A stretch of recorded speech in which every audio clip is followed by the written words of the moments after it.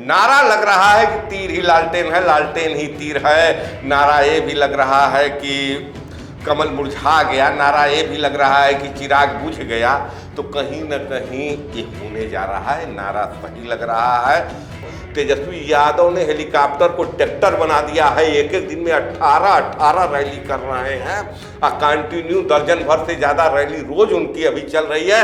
अगले 2 दिन 4 दिन जब भी प्रचार चलेगा चलना है। तो तेजस्वी यादव देखिए, इतनी बड़ी जो शक्ति थी केंद्र की राज्य की सरकार के खिलाफ, अगर तेजस्वी यादव अपने वजूद को 2020 से 2-4 सीट कम ज़्यादा पर बचा कर निकल जाते हैं तो तेजस्वी यादव की मोरल विक्ट्री होगी, तेजस्वी यादव का नैतिक विजय होगा। देखिए, प्रशांत किशोर बहुत बड़ी खतरे की घंटी बन चुके हैं बिहार में भारतीय जनता पार्टी के लिए। बिहार की जनता ने देखा कि कैसे भारतीय जनता पार्टी के नेता, विशेषकर बिहार की जनता में मैं विशेषकर नीतीश कुमार के वोटरों की बात कर रहा हूं, कि उन्होंने देखा कि भारतीय जनता पार्टी अंततः सार्वजनिक मंच से नहीं कही कि नहीं नीतीश कुमार ही मुख्यमंत्री होंगे। इस बार मतलब कि बाजी पलटती हुई दिख रही है। एनडीए के अंदर नीतीश कुमार पहले नंबर पर पहुंच चुके हैं। पहले चरण की वोटिंग का ट्रेंड ये बता रहा है कि तीर के पक्ष में जबरदस्त वोटिंग हुई है और नीतीश कुमार की पार्टी हो सकता है कि पहले चरण में ही 40 का आंकड़ा पार कर जाए। बिहार विधानसभा चुनाव 2025 के पहले चरण का मतदान 6 नवंबर को ईवीएम में कैद हो गया, जिसमें 18 जिलों के 121 विधानसभा सीटों पर 1314 प्रत्याशियों का भविष्य जो है ईवीएम मशीन में कैद हो चुका है। पंकज, सीधे तौर पे आपसे जानना चाहेंगे कि इस बार रिकॉर्ड तोड़ मतदान प्रतिशत देखने को मिला। लगभग 65% वोट जो थे वो पहले चरण में डाले गए। तो पिछले बार के चुनाव से इस बार का चुनाव कितना अलग होने वाला है, यह आपसे जानना चाहेंगे हम। देखिए, पिछले बार जो चुनाव हुआ था वो एनडीए में उस समय चिराग पासवान नहीं थे। इस बार एनडीए में चिराग पासवान है तो चुनाव यहाँ बदला है, उपेंद्र कुशवाहा हैं यहाँ बदला है। लेकिन परिणाम कहाँ तक बदलेगा इसके लिए इंतजार करना होगा 14 नवंबर का। लेकिन जो पहला चरण ट्रेंड दे रहा है उससे कहीं न कहीं एक पलट फेर होता हुआ दिख रहा है। वो पलट फेर देखिए एनडीए के अंदर होता हुआ दिख रहा है। पिछले बार चिराग पासवान के चलते नीतीश कुमार की पार्टी बिहार में तीसरे नंबर पर चली गई थी, 43 सीट पर सिमट गए थे। तो कहीं न कहीं इस बार मतलब कि बाजी पलटती हुई दिख रही है। एनडीए के अंदर नीतीश कुमार पहले नंबर पर पहुंच चुके हैं। पहले चरण की वोटिंग का ट्रेंड ये बता रहा है कि तीर के पक्ष में जबरदस्त वोटिंग हुई है और नीतीश कुमार की पार्टी हो सकता है कि पहले चरण में ही 40 का आंकड़ा पार कर जाए।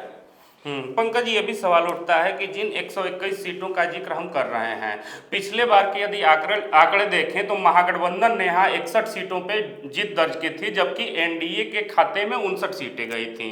ऐसा रिकॉर्ड बता रहा है। इस बार आपने फैक्टर जोड़ दिया कि इस बार चिराग पासवान, उपेंद्र कुशवाहा सरीखे नेता भी एनडीए के साथ खड़े नजर आ रहे हैं।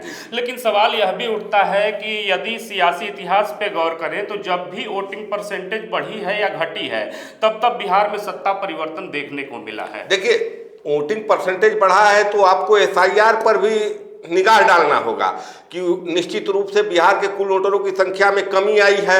उतने वोट पड़ गए जितने वोट पड़ते थे। तो जब वोटर लिस्ट में ही वोट कम है तो ऑटोमेटिक देखिए परसेंटेज बढ़ जाना है। क्या मतलब इसमें देखना ये है कि कुल वोटर लाख में, करोड़ में जो पढ़ते हैं उसमें वृद्धि हुई है कि नहीं। परसेंटेज को भूल जाइए। परसेंटेज तो जाहिर सी बात है कि वोटर लिस्ट में संख्या कम हुई है तो परसेंटेज तो बढ़ना है। इसमें चुनाव आयोग का आखिरी आंकड़ा आने दीजिए। लेकिन जो ट्रेंड चला है, आप ट्रेंड की बात कर रहे हैं, कुछ न कुछ वोट बढ़ा जरूर है। अब ये वोट महिलाओं का बढ़ा है। 10,000 की जो उनके खाते में पैसा गया है नीतीश कुमार का योजना का, तो इसका लाभ एनडीए को मिलेगा।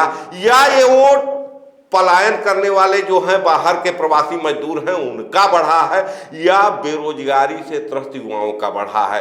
कहीं ना कहीं पलायन का वोट जनसुराज के पक्ष में जा सकता है, बेरोजगार युवकों का वोट महागठबंधन की तरफ जा सकता है। तो सबके पास मौका है। परिणाम 14 को आएगा। पंकज, मौका जरूर है। आपने महिलाओं का जिक्र किया। आधी आबादी जो है शराबबंदी के मुद्दे को लेकर कहीं न कहीं नीतीश कुमार की तरफ मोल्ड होती हुई हमेशा से नजर आती रही है।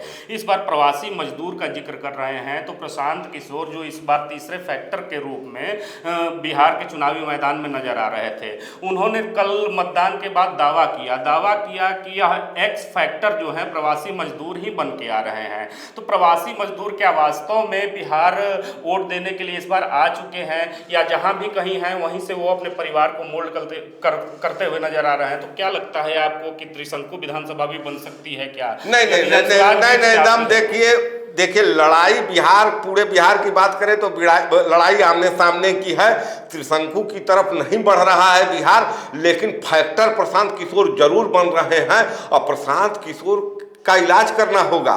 इलाज करेगा कौन? ये किसके लिए खतरे की घंटी है?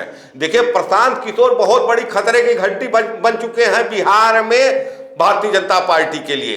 देखिए बिहार में बाजी पलट चुकी है, एनडीए के अंदर बाजी पलट चुकी है। नीतीश कुमार परिणाम आने दीजिए, नीतीश कुमार बड़े भाई के रूप में होने जा रहे हैं। भारतीय जनता पार्टी दूसरे नंबर की पार्टी एनडीए में बनने जा रही है। हो सकता है कि पूरे बिहार में तीसरे नंबर की पार्टी भाजपा पहुंच जाए। तो इतना जो पतन होगा भाजपा का तो उसके कारण होंगे प्रशांत किशोर। कहीं न कहीं महागठबंधन को संजीवनी देने का काम प्रशांत किशोर कर रहे हैं, भारतीय जनता पार्टी के वोटों में सेंधमारी कर। तब तो निश्चय ही जैसे आपने कहा अभी कि प्रशांत किशोर जो है महागठबंधन को संजीवनी देने का काम कर रहे हैं। और एक नारा भी लग रहा है कि तीर ही लालटेन है और लालटेन ही तीर है, यानी नीतीश कुमार और तेजस्वी यादव के गठजोड़ की खबरें भी चल रही हैं। यदि प्रशांत किशोर उसमें संजीवनी बनते हैं तब तो यह दावा सही साबित होगा कि वोटिंग परसेंटेज बढ़ा, यानी कि सरकार भी बदल जाएगी, तेजस्वी के नेतृत्व वाली सरकार बन सकती है। नहीं, देखिए रिकॉर्ड 10वीं बार शपथ लेने जा रहे हैं नीतीश कुमार। कहीं से भी ये तेजस्वी के लिए मौका नहीं है। नारा लग रहा है कि तीर ही लालटेन है, लालटेन ही तीर है। नारा ये भी लग रहा है कि कमल मुरझा गया, नारा ये भी लग रहा है कि चिराग बुझ गया। तो कहीं न कहीं ये होने जा रहा है, नारा सही लग रहा है। निश्चित रूप से बिहार में देखिए, बिहार में जो वोटिंग पैटर्न रहा है, जदयू के जो वोटर हैं वो भारतीय जनता पार्टी की तरफ नहीं शिफ्ट हो रहे हैं। जहां उनको तीर नहीं दिख रहा है, जदयू के वोटर लालटेन पर शिफ्ट हो रहे हैं। प्रशांत किशोर अलग खेल कर रहे हैं। इसी वजह से महागठबंधन पहले चरण में इतनी बम्पर वोटिंग के बाद भी टिकी हुई है। वरना नीतीश कुमार की जो योजनाएं थी, महिलाओं का जिस ढंग से उनको समर्थन था, ये लैंडस्लाइड विक्ट्री थी एनडीए की। लेकिन यहाँ भारतीय जनता पार्टी के गिरावट के चलते महागठबंधन का वजूद बचा रह गया। पंकज, ये भी खेल तो कहा जा सकता है जैसे लगातार तेजस्वी यादव अपनी ही योजनाओं का नकल करने का आरोप नीतीश कुमार के ऊपर लगाए जा रहे थे। वो कह रहे थे कि हमने वादा किया कि 200 यूनिट बिजली फ्री देंगे। नकल की बात आप कर रहे हैं। देखिए नकल किए नहीं किए अलग की बात है। नीतीश कुमार कहते थे कि बिजली सस्ती होनी चाहिए, मुफ्त नहीं होनी चाहिए, लेकिन मुफ्त दिए। तो भाई बात तो तेजस्वी की सही है, लेकिन कहने से कुछ नहीं होता। योजनाओं का लाभ बिहार के वोटर को मिल रहा है ना। बिहार के गरीब वोटर को मुफ्त बिजली मिल रहा है। बिहार के बुजुर्गों को 1100 रुपए पेंशन मिल रहा है। पंकज, इसीलिए तो सवाल उठा रहे हैं कि योजनाओं का लाभ जब डायरेक्ट वोटर को मिलने लगा, जैसे महिलाओं के खाते में 10,000 रुपए जाना, 125 यूनिट बिजली फ्री दे देना, सामाजिक पेंशन योजना के तहत विधवा वृद्धा पेंशन बढ़ा के 400 से 1100 कर देना, तो कहीं ना कहीं एनडीए सरकार ये प्रस्तुत कर रही थी कि एनडीए ने सरकार में रहते हुए ये सारी योजनाएं धरातल पे उतार दी, लोगों के खाते में कटाकट पैसे भेज दिया। तो इसका लाभ केवल तीर पे ही कैसे जाएगा? क्या कमल को फायदा नहीं होगा? क्या हेलीकॉप्टर को फायदा नहीं होगा? क्या गैस सिलेंडर को फायदा नहीं होगा? क्या जीतन राम मांझी इसमें बाजी नहीं मार ले जाएंगे? इसका फायदा सीधे तौर पे कहां से आरजेडी को? अरे सरकार के मुखिया नीतीश बाबू हैं, कहां सरकार में शामिल हैं चिराग पासवान। देखिए एक बात बता दें, हम कह रहे हैं ना कि एक होड़ मची हुई है आपस में। जो मतलब सीट बंटवारे में जो कुछ भी हुआ, भले ही मतलब समय पर सुलझा लिया गया मामला, लेकिन बिहार की जनता ने देखा कि कैसे भारतीय जनता पार्टी के नेता, विशेषकर बिहार की जनता में मैं विशेषकर नीतीश कुमार के वोटरों की बात कर रहा हूं, कि उन्होंने देखा कि भारतीय जनता पार्टी अंततः सार्वजनिक मंच से नहीं कही कि नहीं नीतीश कुमार ही मुख्यमंत्री होंगे। संदेशा भिजवा देना कि नहीं, या कह देना कि कोई मतलब लास्ट आते आते वोटिंग के पहले की कह देना कि कोई वैकेंसी खाली नहीं है बिहार में सीएम पद की। जब इतना मतलब वैकेंसी नहीं खाली थी तो इसको मतलब नीतीश कुमार को सामने बैठकर प्रेस कॉन्फ्रेंस कराने में क्या दिक्कत थी।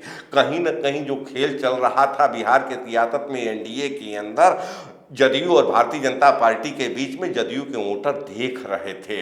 जदयू के वोटरों को मालूम है कि नीतीश कुमार के पास दोहरा विकल्प है, वो इधर भी रहेंगे तो सीएम रहेंगे, इधर भी रहेंगे तो सीएम रहेंगे।